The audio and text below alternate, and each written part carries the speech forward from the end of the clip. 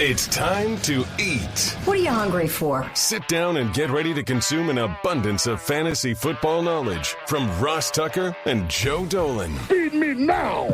I'm starving. On the Fantasy Feast Eatin' Podcast.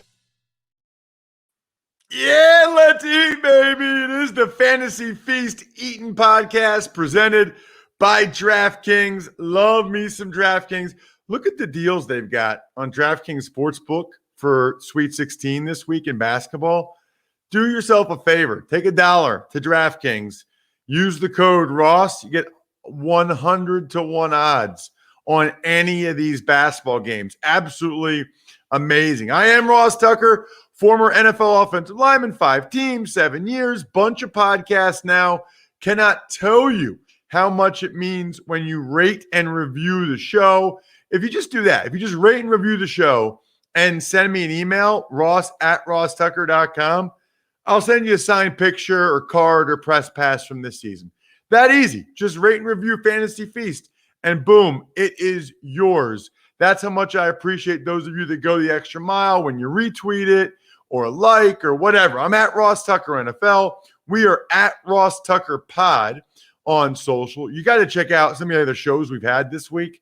Ryan Fitzpatrick was amazing on Monday, whether it was talking about Tua Tagovailoa or proposing to his wife at a McDonald's. That dude is a legend. Today I had Mike Florio on to talk all things Deshaun Watson, which is something obviously to keep in mind from a fantasy perspective with the Houston Texans quarterback. A lot of people thought they were going to get him on their team. I don't think he's going anywhere anytime soon. Even Money Podcast with Steve Fezzik was terrific yesterday, talking NBA MVP race, talking Sweet 16 betting, and yes, his thoughts on NFL free agency moves that have made a difference. That's what we're doing today. It's essentially part 2 here on the Fantasy Feast and breaking down the second wave of free agency, if you will. And there's a bunch. Kenyan Drake and Chris Carson, Kenny Golladay, Juju Smith-Schuster. There's nobody on the planet better than Joe Dolan to break down the implications of these moves. Love the Sixers hat. You got to check out Joe on YouTube, youtube.com/Ross Tucker NFL. Check him out on his own social at FG_Dolan. He is the master of all he oversees at fantasypoints.com, where you get another code this year. I gave you a code last year. That was Feast. That won't work anymore. So use the code 21FEAST for year 2. How awesome is that? You get another discount here in the second year. I didn't even know they would do that. It's amazing. 21FEAST, fantasypoints.com. And Joe, there's actually some moves to talk about because we spoke last Wednesday, right before free agency started, technically, but there have been a bunch of the legal tampering moves. Now we've got a lot more to dive into. Oh yeah, Ross. It's kind of funny though. I knew by the time this podcast we would be talking that free agency would essentially be over. Like we just have kind of minor moves leaking out now, and there's really only one fantasy impact player who's left unavailable, like true impact type of guy, that being Leonard Fournette. So we got Kenny Golladay, Juju Smith-Schuster to break down here, and then we can start preparing for the NFL draft and getting everything sorted out for the 2021 season. It's, you end the season and you think, I'm going to take some time off. Not really. Because you have to prepare for free agency and then you have to prepare for the draft. And then that's when you can truly start to take time off, take a deep breath, do some best ball drafts for sure, and start preparing for August and September. And when we kick off what looks like it's going to be a 17-game 2021 season. And it looks like, Joe, we should be having the guru, John Hansen, on next week's episode, which would be amazing. I want to get some perspective from him, just kind of overall free agency importance in fantasy, what he thinks are the most impactful moves, least impactful moves, maybe underrated, overrated. So if you didn't already bang the subscribe button on your podcast app or at YouTube, make sure you have done so. Let's start with quarterbacks, Joe. Either Jacoby Brissett or Tyrod Taylor. Mm-hmm. Is there a format? Is there a place for them in a fantasy lineup? Are you taking them late in a best ball in case Tua stinks or in case Deshaun Watson gets traded or can't play this year? Is there any relevance in your mind to either one of those guys from a fantasy perspective in any of the formats? Best ball, dynasty, whatever. Well, Tyrod's contract is a little more interesting to me because it has the incentives baked in that essentially would double the value of the contract. And I have to imagine that those incentives are based on playing time and production. And, I think last week we talked about John McClain from the Houston Chronicle saying he expects Deshaun Watson to be traded. Now, obviously, there is a whole new layer and a disturbing layer to that story with the lawsuits that are coming out against him. So, I can't sit here from my perspective and predict what's going to happen with Deshaun Watson. That story has exploded to a level none of us anticipated it to.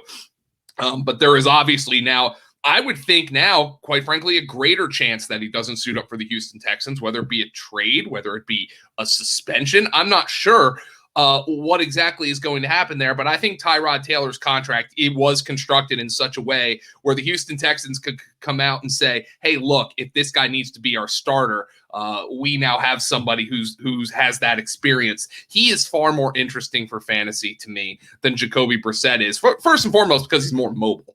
He's more mobile than Brissett. So Tyrod Taylor with the proliferation of mobile quarterbacks and how that's becoming pretty much almost a requirement in the NFL at this point, with the exception of some old heads like Brady. He's much more interesting to me for fantasy than Jacoby Brissett is. Although I did think it was interesting that Ben Volin of the Boston Globe, who got the contract details for Jacoby Brissett, said, he'll see the field this year. I'm not really sure where he was getting that spin. Was it from Brissett's agent? Was it from Brissett himself? The messaging on Tua has been weird since Tua got drafted, quite frankly. I remember the press conference that Brian Flores had after they drafted Tua, and he didn't seem overly excited. Maybe that was the inner Belichick coming out on Brian Flores, but I thought it was fascinating. And then you see them bench Tua Tagovailoa in game multiple times during the season, something that you just never see with a rookie quarterback who needs to take his dings and dents. That being said, Jacoby Brissett, it's a 1-year deal, $5 million, worth up to $7.5 million. That's a backups contract. Like, he signed a backups contract. We know he's got, he was the Hail Mary and short yardage specialist for the Colts last year. Don't know if maybe that'll continue. But in terms of fantasy perspective, Tyrod Taylor is far more interesting than Jacoby Brissett. If Tua Tagovailoa is going to be unseated in Miami, I would have thought, which now I think the chances have gone down, it would be in a trade for Deshaun Watson. Right. And the fact that they got Brissett makes you think they're not going to get Deshaun Watson. Mm-hmm. Fitzpatrick really stood up for Tua on Monday's Ross Tucker football podcast. But I know most people would say, well, what's he going to say? Tua stinks and whatever. But he didn't have to talk about the elite accuracy and throwing with anticipation. And he makes a good point in the sense that I didn't think Tua looked great last year. He didn't. But the flip side, like, Ryan Fitzpatrick didn't look good as a rookie. I'm not saying Tua is going to be Fitzpatrick. I'm just saying not every guy looks great as a rookie. So this year will be interesting for him. Let's get to the running backs. There's been a lot of movement since last week, Joe. The running back market had been slow. It has picked up. You got to explain the Kenyan Drake one to me, man. You got what is going on? What you're having me explain that to you, Ross? Like, what do you think I am, man? I'm not a wizard over here. That was one of those ones where, like, I sent it in our group text with our owners at Fantasy Points. We are a worker owned website, by the way. I remember just like I think we got Graham Barfield might have sent the vomit emoji back. Like this was for fantasy a universally panned move. And then of course anybody on planet Earth who thinks if running backs are anything more than unpaid interns, that it's a bad move. But I mean, you do have to look at the use of the resources here and see that. I mean, they spent a first-round pick on Josh Jacobs just 2 years ago. Josh Jacobs was a great receiver in college. They have not utilized him in that role, Ross, at all in his NFL career. I am going to blow your mind right now. Josh Jacobs has one target on third down in his NFL career. One. What? One. They do not trust him to catch the ball. He's a good receiver in college. Normally when a running back's a good receiver, let me rephrase this. Normally, that's an area of a running back's game that's a little underdeveloped in college. And when you see somebody who's really good at it in college, like a Christian McCaffrey or a Saquon Barkley, you anticipate that is going to be part of the reason those running backs get drafted high. But there's a lot of guys who weren't great receivers in college who end up developing that aspect of their game in the NFL. Josh Jacobs is the most extreme example of it going the other way I think I've ever seen. The Raiders just don't use him in that regard, and it's one of the reasons he hasn't been great for fantasy. So we're sitting here looking at Josh Jacobs, and now I don't even know where to draft the guy. Third round, fourth round? Apparently Kenyan Drake is somebody who John Gruden has wanted for a long time, and he was going to get him no matter what.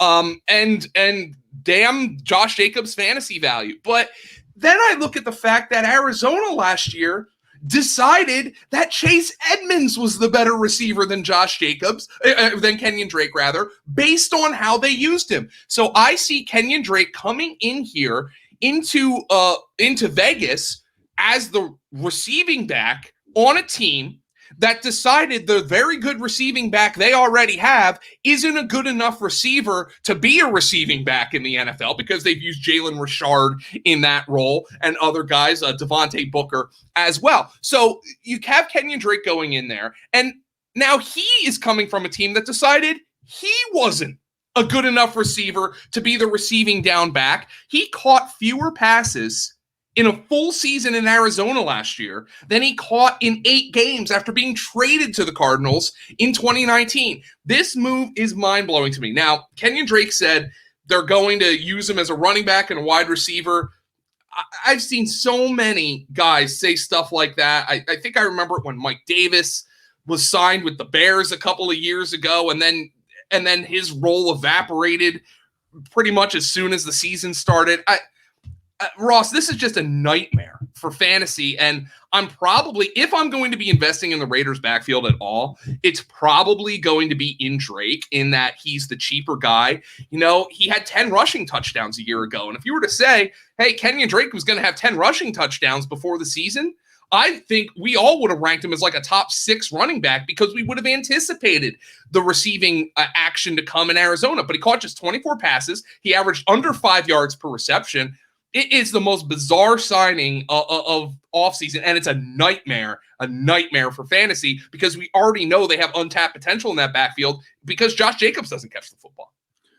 I don't think there's much to say about Chris Carson going back to Seattle other than this is good, right? I mean, good. It's good for fantasy, yeah. We know what Carson is. Like, it's nice because we know what Carson is. We know how they'll use him. The one I got to ask you about, I don't think there's much to say about Carlos Hyde or Devontae Booker unless you do. The one I want to ask you about, Joe, what am I missing with Philip Lindsay? Like, I don't sit there and watch the coaching tape of every Denver Broncos game. But when I watch the Denver Broncos on TV and he gets the ball, he is, wait for it, #good. Like, he's good. He's explosive. He's fast. He's fun to watch. We're out here giving Kenyan Drake this kind of money when you can sign Philip Lindsay for the minimum. The Broncos could have just kept him for the, original tender. There must be something really wrong with this guy that I am not aware of. So, he's kind of the guy who's like the favorite, I guess, of like fans, and they love watching Philip Lindsay because he has that power for such an undersized guy. But Ross, here is the thing. We now have multiple coaching staffs that have decided that Philip Lindsay isn't good enough to be a receiving back. But unfortunately, I got to tell you, the numbers are not good on Philip Lindsay, at least last year. Now, maybe part of that was because he played just 11 games. He had foot, knee, hip injuries, and he played hurt a lot of the year. He caught just 7 passes all year, first and foremost, which is not a good thing for a running back who's his size. Among the 48 running backs that had 100 carries last year, Philip Lindsay was dead last in success rate at 29%. He also ranked dead last among 92 qualified running backs in receiving yards gained per route run at just 0.29. So I think what people, or maybe the Broncos saw with Philip Lindsay, was the fact that he's an undersized running back who runs hard, yes, has good straight line burst, but he doesn't catch the ball. So their better runner was Melvin Gordon. Their better receiver was Melvin Gordon. I actually kind of like what they did in bringing in Mike Boone from the Vikings to essentially be their number 2 back now behind Melvin Gordon. But Philip Lindsay is a guy who, there is something missing here. And to me, for fantasy, it's always been that receiving production. And I have to imagine that this is now multiple coaching staffs and now a new general manager that has decided with the Denver Broncos that Philip Lindsay doesn't do something. There is something that he doesn't do well enough that they thought they could get better production elsewhere. Now, unfortunately for Lindsay, he goes to a backfield that is just a complete nightmare right now for fantasy. I mean, it's a team that's a nightmare. I can't even imagine how hard it's going to be once all the dust settles, or even if the dust is settled by the time the draft is over, projecting the Houston Texans, because that team is going to be a mess. For fantasy, it's not a great move for Lindsay. He goes where they have Mark Ingram and they have David Johnson. And hey, I'm glad he was able to get a contract. But you're right. There is something missing, the behind the scenes that we just don't know with Lindsay. But unfortunately for him, the underlying metrics on his performance in 2020 were not good at all. Fair point, Joe. Very fair point. I say it all the time. Go to Fantasy Points. Use the code 21FEAST. And if you ever forget any of the sponsors we have, like HBO Max or 100 Flowers, DraftKings, Keeps, I love Purple, I love Manly Bands. They're all on the sponsor page at rosstucker.com. So I know a lot of you listen while you're commuting or working out. Just Google Ross Tucker sponsors or go to rosstucker.com/sponsors, and you can always see what we have for you. You know who doesn't need a sponsor? Kenny Golladay, because he's getting a ton of money from the New York Giants. Interesting, by the way, I got a little nugget for you, Joe.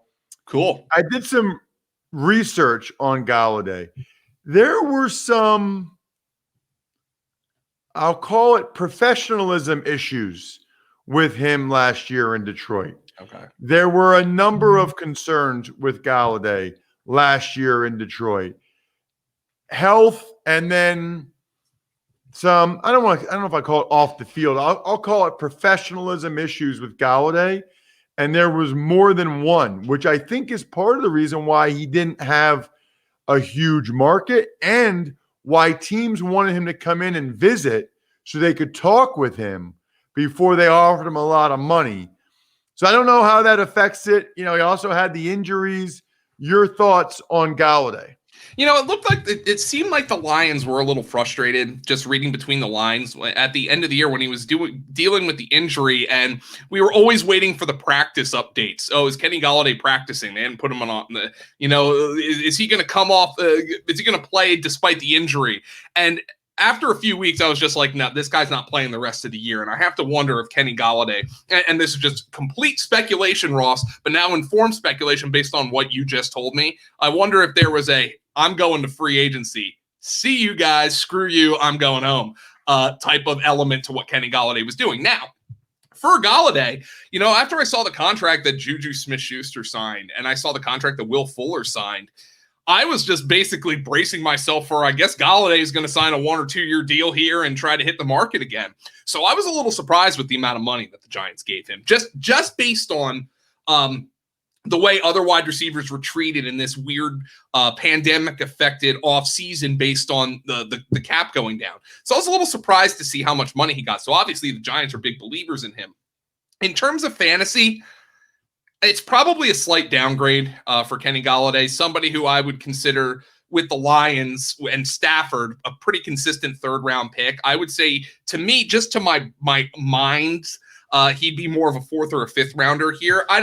And my concern is number one with Daniel Jones. I'm just not sure we know how good Daniel Jones is at this point. And I don't know if we know. I don't know if he's good or if he's bad. And I know there's going to be comparisons made. Oh, this is like when the Bills got Stephon Diggs for Josh Allen. The difference here is, like, I thought Josh Allen's highs were always super tantalizing. And the talent was always evident with Josh Allen. I'm not sure we've seen those kind of flashes from Daniel Jones. But the one thing I will say about Jones is he is an aggressive thrower. He's probably more aggressive than you think. As a rookie, as a matter of fact, according to Next Gen Stats, he threw into a tight window the third highest percentage of any quarterback in the NFL. So he is aggressive. He doesn't have a great arm, but it's fine. He's mobile. I think more likely than not, he's just a guy, which should be okay for Kenny Golladay. But my other concern is Jason Garrett. And Jason Garrett, even without Saquon Barkley last year, was one of the run-heaviest coaches in neutral situations in the entire NFL. So when Wayne Gallman and Alfred Morris are his top backs, he's one of the run-heaviest coaches in the NFL. I don't know if Jason Garrett is going to change his stripes. So all in all, I think this is a move that makes Jones more appealing for fantasy. I think it's a move that makes the Giants more likely to compete in that poor NFC East. But for fantasy, I'm not really sure it excites me. I might dabble in the Giants with like the cheapest receivers. I'm interested to see how this affects Evan Ingram. Maybe Sterling Shepard is now going to become a better option because he's probably going to play slot full-time, which is where, he should always have been in the slot. That's why the Golden Tate signing didn't make sense for the Giants a couple of years ago. Darius Slayton, I think this might knock him down the draft board and make him a little bit more appealing. Though I don't hate the move for Golladay, Ross, this is probably going to make it less likely that I buy in on Kenny Golladay this year. A little surprised about Juju, but he's back in Pittsburgh. Is it worth talking about, or we just expect what we've come to expect from him there? Yeah, I think it's worth talking about because the Steelers are running it back. And Ross, it's kind of funny how we're talking about Juju Smith-Schuster and the Pittsburgh Steelers, because I just did a podcast with Scott Pianowski, and we were like talking about the Steelers like there has been. And I think it's kind of funny where just a number of months ago, it's hard. They were the last undefeated team left in the NFL.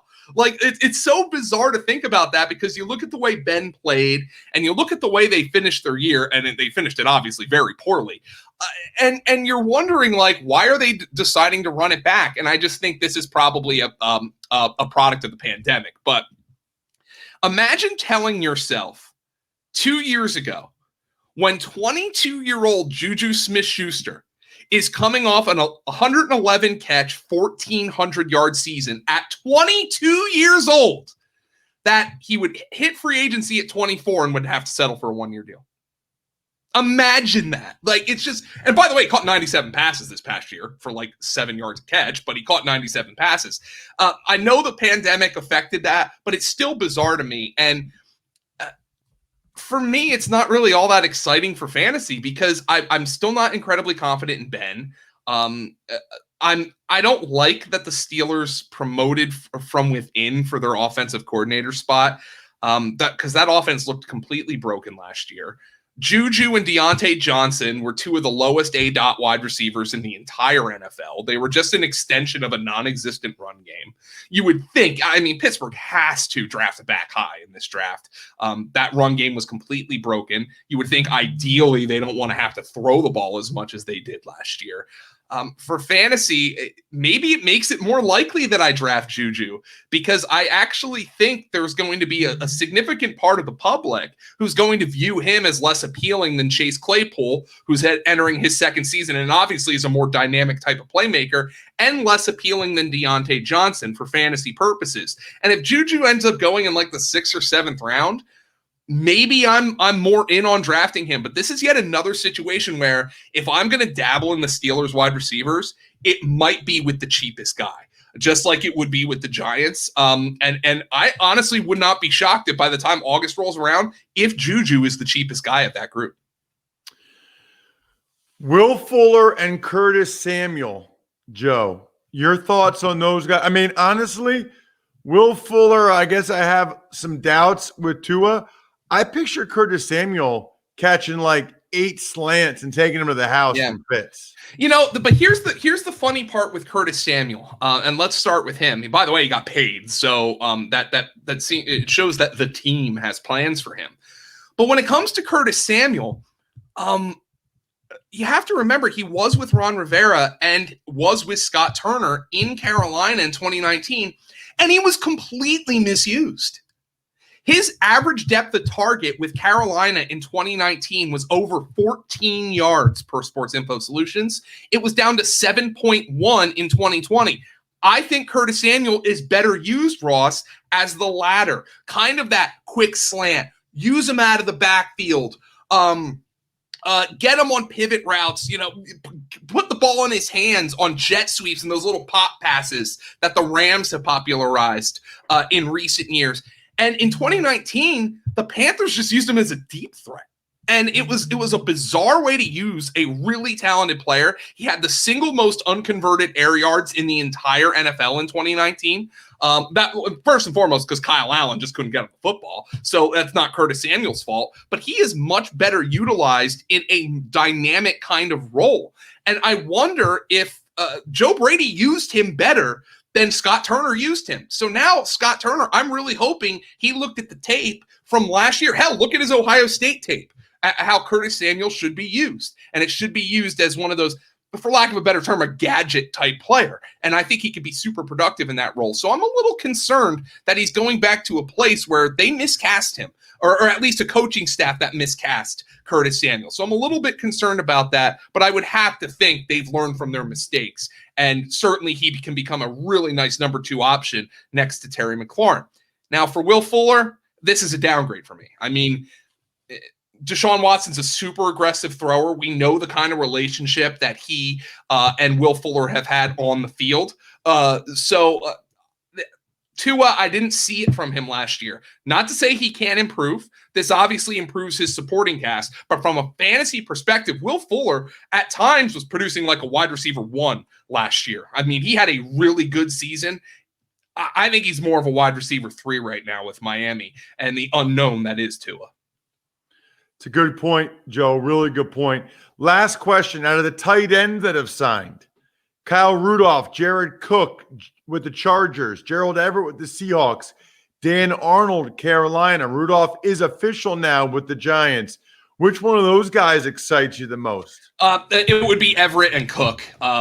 Everett, because I think he'll be available pretty late in drafts. And now, obviously, when it comes to Jared Cook, the Chargers have to replace Hunter Henry. So you think he's going to be the guy who's going to come in there and start at the beginning of the season, maybe kind of mentor Donald Parham a little bit. I know there were some Parham stands who were a little upset that the Chargers spent that kind of capital to go get Jared Cook, but he's the guy who I expect will probably be going in the first 10 rounds for fantasy, probably somewhere in that 8 to 10 round range.